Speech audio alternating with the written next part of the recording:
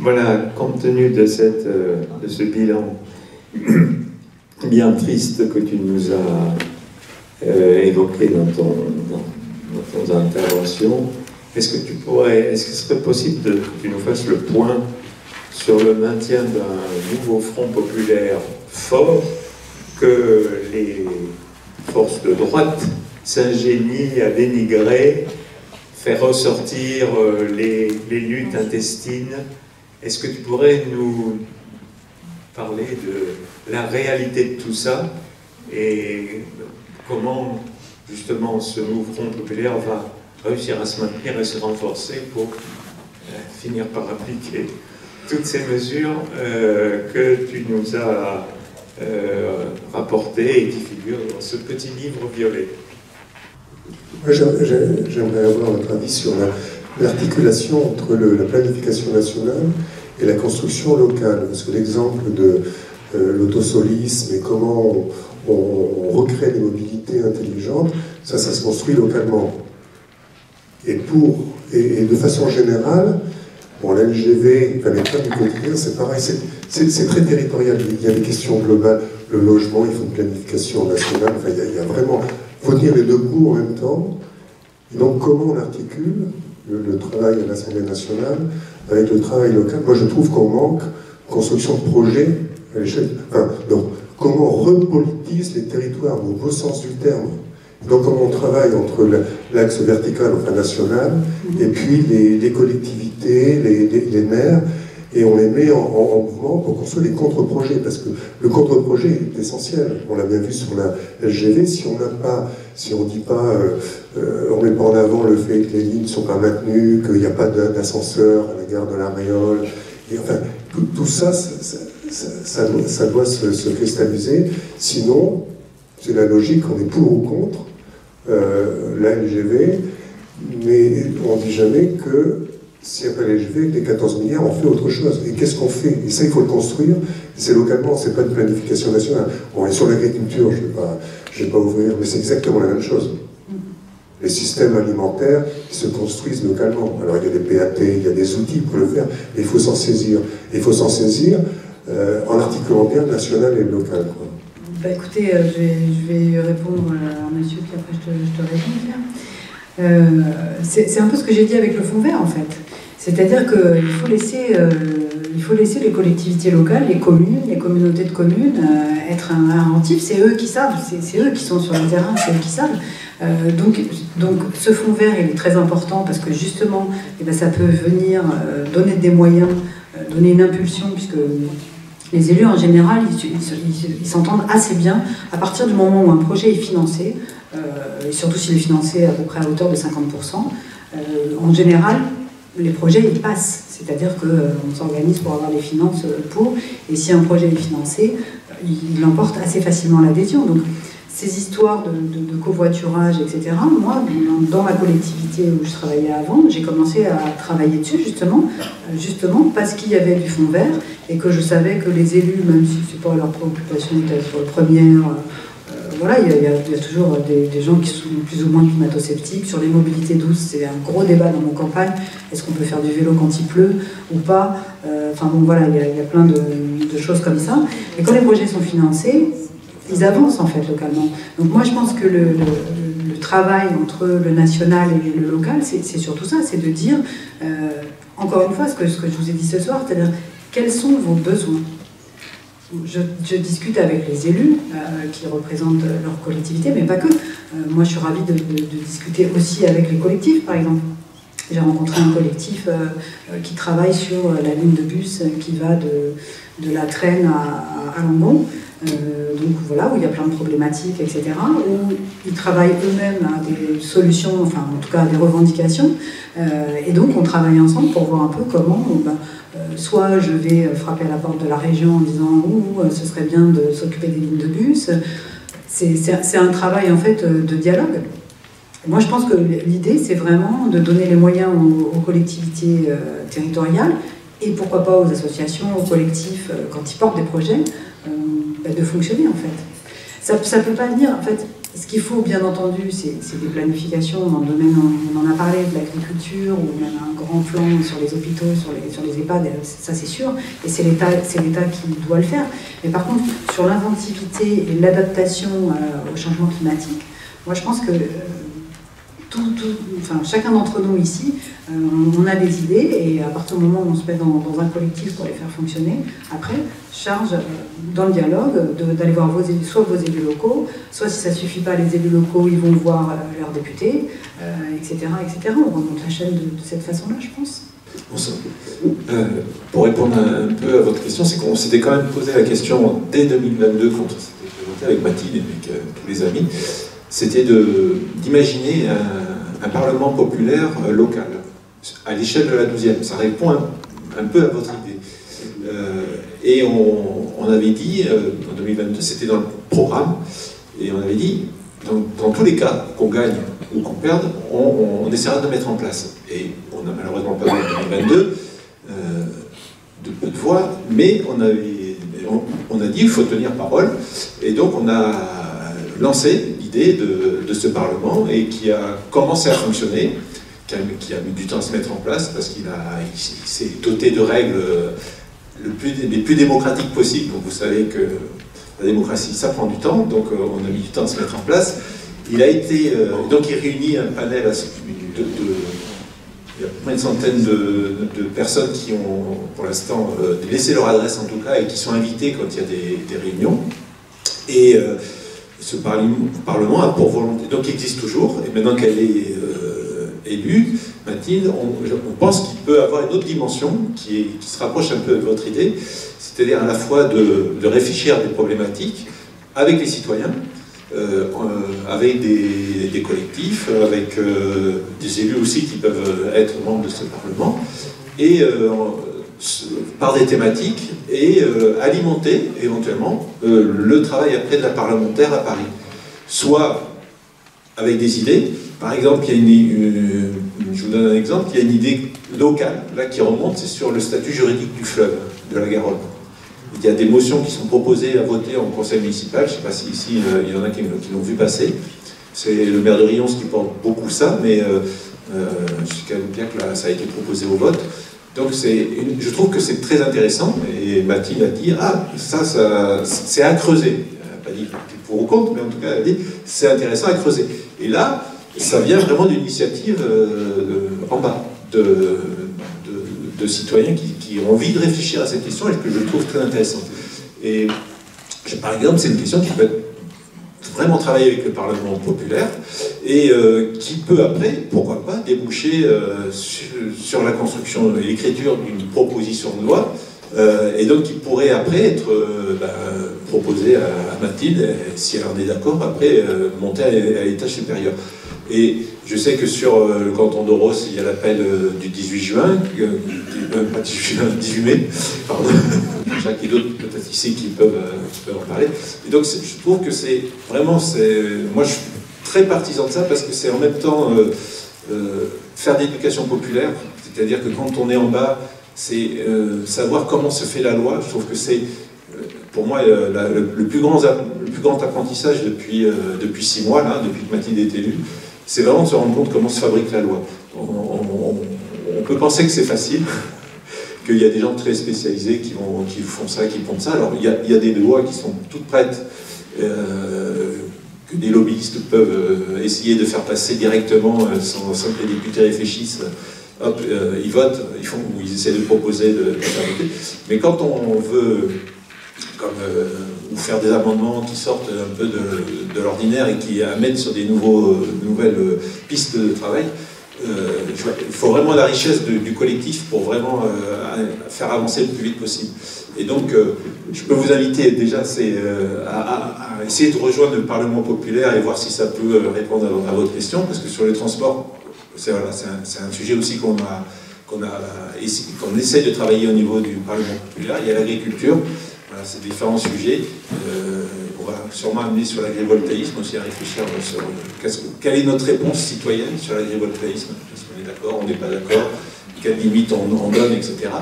Et là, ce qui serait c'est vraiment pour moi intéressant, c'est que ce ne soit pas depuis Paris qu'on décide de ces choses-là, mais que nous, citoyens, n'attendent pas que ce soit l'Assemblée nationale qui décide et qu'après on ne soit pas content, qu'on lutte, mais qu'on soit aussi à l'origine de ces lois.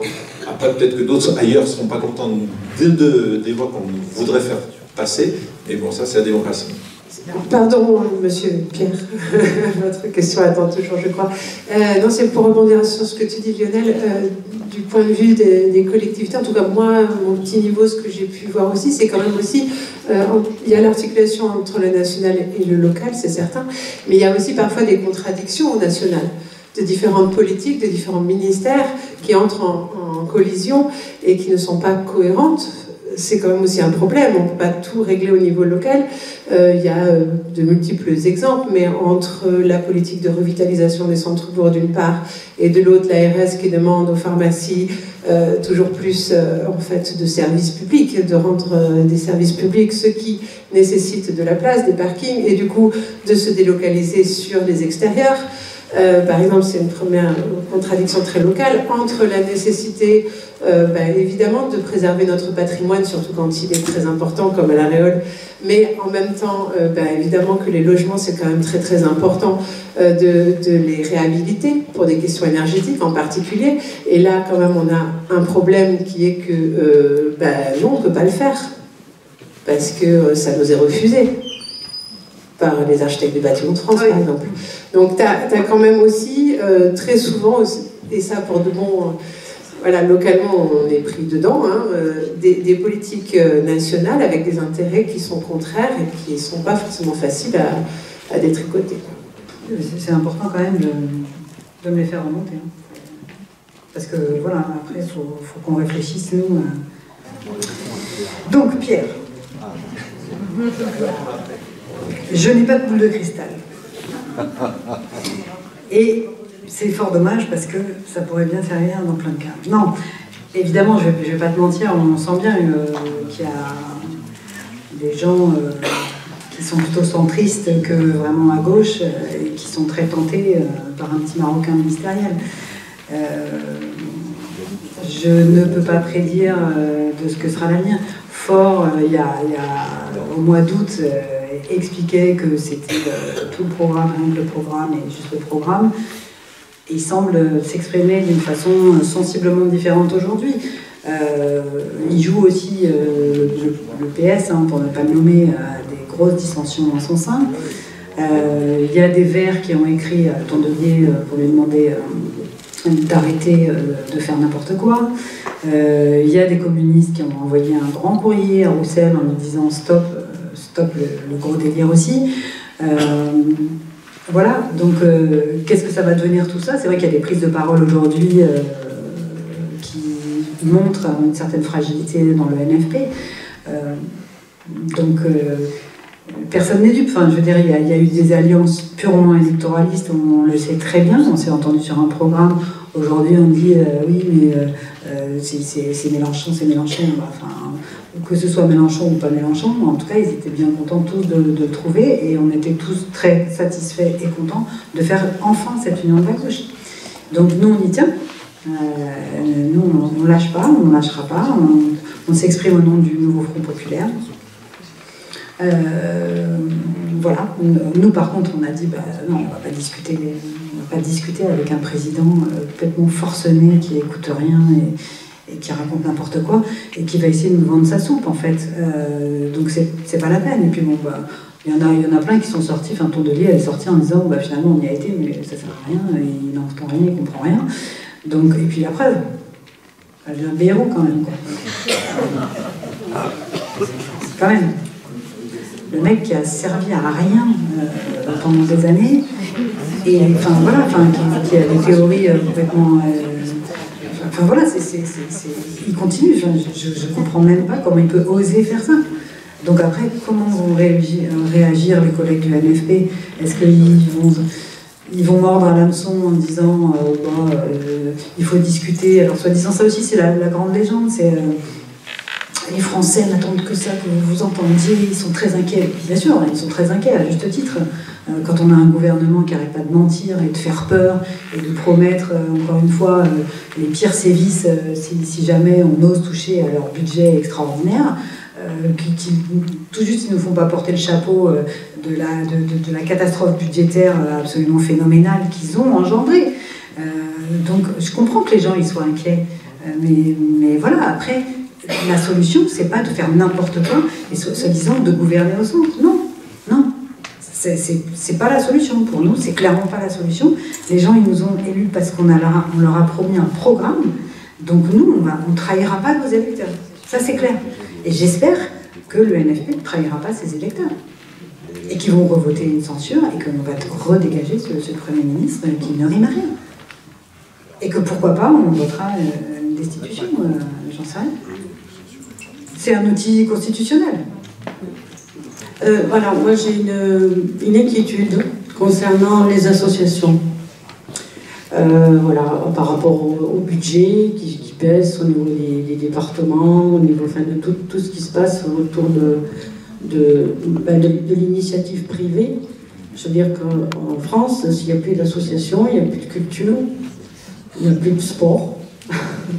Il n'y a plus d'investissement citoyen, en fait, dans des choses qui nous tiennent à cœur et qui, enfin, voilà, il n'y aura plus rien. Et du coup, je trouve que c'est inquiétant parce que déjà, aujourd'hui, là, avec les baisses du budget, on parle de la répercussion sur les financements et les aides aux associations. Voilà.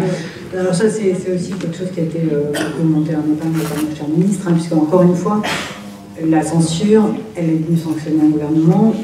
On fait une loi spéciale pour avoir un budget temporaire de reconduction du budget 2024 et on va se mettre à bosser sur un nouveau projet de loi de finances et on réintégrera les mesures qu'on voudra bien y réintégrer. Encore une fois, tout ça, c'est politique. Après, ce que vous dites sur les associations, en effet, c'est une réalité. Et d'ailleurs, on n'a pas du tout parlé de l'abrogation de la réforme des retraites. Je m'en excuse. Bien entendu que vous avez vu comment ils ont invisibilisé ce débat. Enfin, ils ont refusé le débat dans notre niche parlementaire. Donc, je ne sais pas si vous avez suivi. Donc, une fois par an, enfin, c'est même pas tous les ans. C'est un peu plus compliqué que ça. On a un moment où chaque groupe politique a le choix des sujets qui vont être examinés dans l'hémicycle pour la journée. Le gouvernement, il a tout le reste, hein, en gros, à part les niches parlementaires des autres.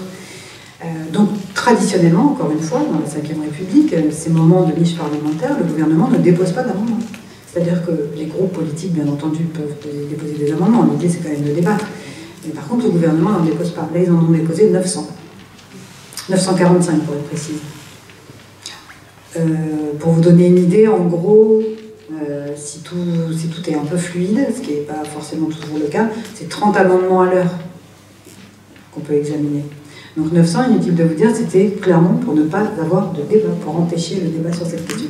Et pourquoi je vous parle de ça? Parce qu'en fait, nous, une de nos grandes revendications aussi pour l'abrogation de cette réforme, et pour nos retraites à 62 ans, et voire même à 60 ans, c'est que les associations, qui portent les associations, qui portent les conseils municipaux?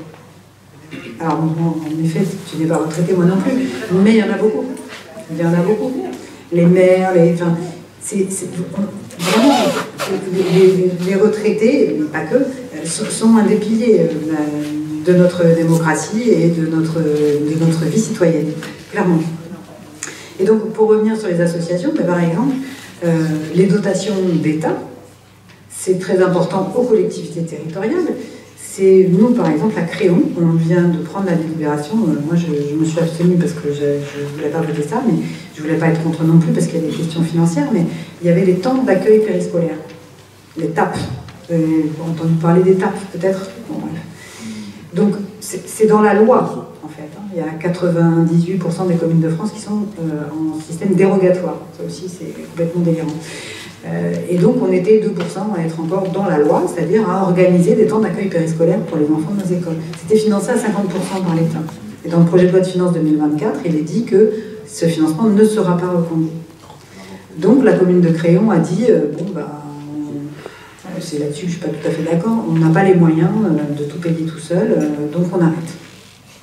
Et qui faisait les temps d'accueil périscolaire? Les associations. Et donc c'est un vrai souci, c'est-à-dire que, pour vous répondre, voilà, un effet domino d'une dotation d'État qui s'éteint sur une collectivité territoriale qui tout d'un coup se dit je ne vais plus pouvoir assurer sur mes associations. Donc, en effet, c'est un vrai souci, mais encore une fois, tout ça est très politique. Et il y a bien une volonté politique locale, quand même, hein, parce qu'il y a des communes qui abritent plus ou moins d'associations, qui les aident plus ou moins. Mais il y a une vraie question aussi de quels moyens l'État donne aux collectivités pour fonctionner. Je voudrais compléter, ajouter un mot sur ce qui a été dit sur le Parlement populaire, parce que j'en fais partie depuis presque le début, pratiquement le début. Je pense d'ailleurs que dans l'Assemblée, on est peut-être une vingtaine à être dans ce Parlement populaire. Donc c'est aujourd'hui quelque chose qui existe, quelque chose qui n'est pas du tout négligeable.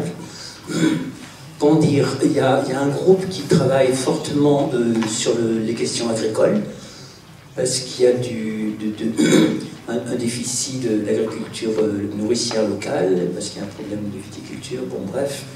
Je ne vais pas entrer dans le détail, mais il y a un groupe qui travaille et qui a certainement acquis plus de force du fait de ce Parlement, parce que ce Parlement, c'est un lieu de rencontre, d'échange, de discussion.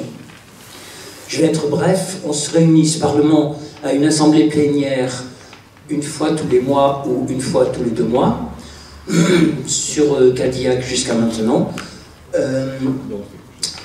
En dehors de l'assemblée plénière, il y a des groupes qui travaillent, un groupe donc agriculture, il y a un groupe qui travaille aussi, qui avait commencé à travailler avec le précédent député Lavergne, et qui a continué de travailler avec la nouvelle députée, et qui est en veille parlementaire, c'est-à-dire d'une part en traduction ici localement, c'est-à-dire qu'il y a quelqu'un qui va chercher ce qui a été décidé et qui nous le met disponible sur un site. Je ne vais pas entrer dans le détail, mais ça fonctionne. Donc ça permet, pour aller vite, hein, d'avoir une plus grande compréhension, une plus grande lisibilité sur ce que décide, ce que vit la députée et les lois qui sont prises, les décisions qui sont prises. Voilà, j'aimerais être convaincant parce que ce Parlement, il sera d'autant plus puissant qu'on sera nombreux. Donc je vous invite à rejoindre l'un ou l'autre, à prendre contact si vous pensez que ça a un intérêt. Il n'y a pas d'engagement, il n'y a pas d'obligation, c'est seulement pour moi un outil de travail qui permet, d'une part, de comprendre un peu mieux ce que fait la députée, et d'autre part d'être le relais, comme le disait Lionel en réponse, qui permet d'être certainement un intermédiaire entre ce qu'on vit ici, nous, population, et les instances parisiennes qui nous paraissent souvent très, très distantes. Voilà, c'est un outil, un espace de parole, et j'espère avoir été convaincant. Je suis très contente que ce Parlement puisse fonctionner, puisque en effet c'est un outil d'éducation populaire où chacun vient se former et apporter à l'autre des informations. Donc j'ai pas d'ailleurs d'attente à avoir, puisque c'est plutôt dans le sens inverse en fait qu'il avait été pensé, me semble-t-il. C'est-à-dire que c'est des citoyens qui se rendent compte qu'ils ont envie de travailler sur un sujet et qui font remonter éventuellement le fruit de leur travail à la députée, enfin aux députés, pour qu'ils en fassent quelque chose d'un point de vue légistique s'il y a nécessité. Mais c'est un peu comme ça que je voyais les choses. Écoutez, je vous propose de poursuivre autour d'un verre. Je vous remercie beaucoup et on se retrouve, si vous le souhaitez, le 23 janvier à Saint-Martin-de-Sescas pour les vœux.